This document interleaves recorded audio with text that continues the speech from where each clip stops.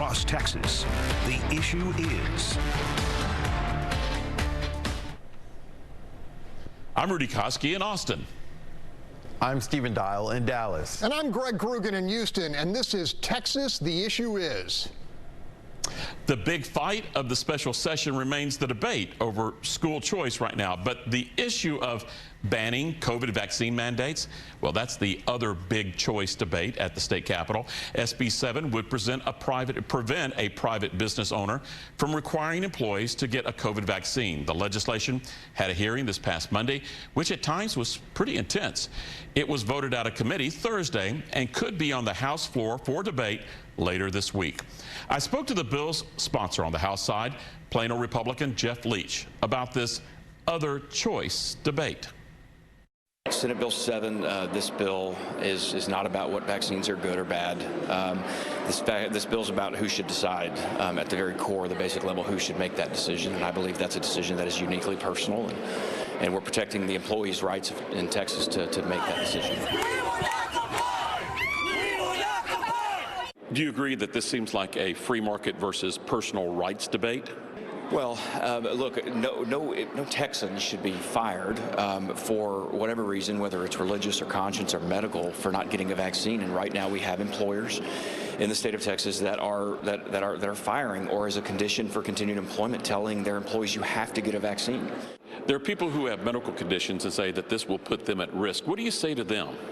For any vulnerable populations, look, there are things that can be done in addition to or instead of getting a vaccine, personal protective equipment. We learned all about that during the COVID pandemic, and we still are learning a lot about that. We're still learning a lot about the vaccine, and so I trust employers to make reasonable accommodations for those people. When you say reasonable accommodations, what are you talking about? Look, if an employer wants employees to get a vaccine, you know, all employers want a safe workplace.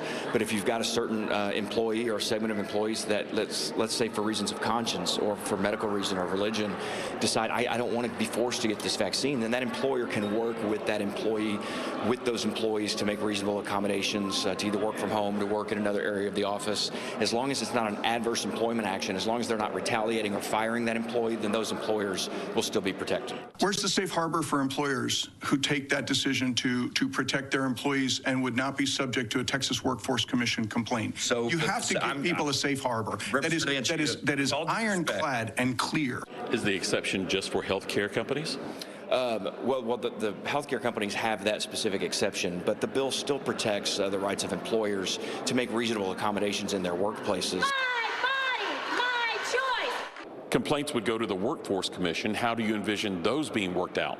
Well, if an employee is forced against his or her will to take a vaccine as a condition for continued employment, they can file a complaint. They should file a complaint with the Texas Workforce Commission. The Workforce Commission is uniquely equipped to investigate those complaints. That's what they do. They do it all the time, to investigate those complaints.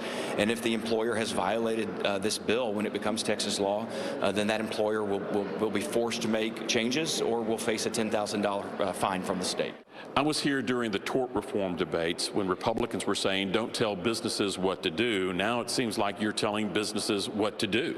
The main role of government, I'm a fierce tort reform advocate. You'd be hard-pressed to find a more passionate tort reform advocate in this building than me as chairman of the Judiciary Committee. But our fundamental role as elected officials is to protect the rights and liberties of the people.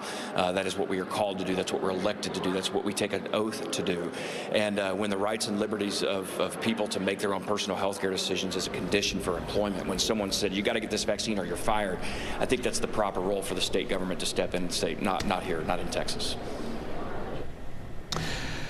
Well, liberty was a reoccurring word in that interview, but who gets to claim that word seems to be at the core of this debate. So my word is application. Stephen, in a word, how would you describe what you heard from Representative Leach?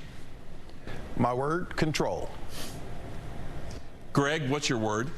Rudy, my word is complex. That sure is. And with that, we will take a break, and then we will be back to talk about this other choice issue at the Texas Capitol.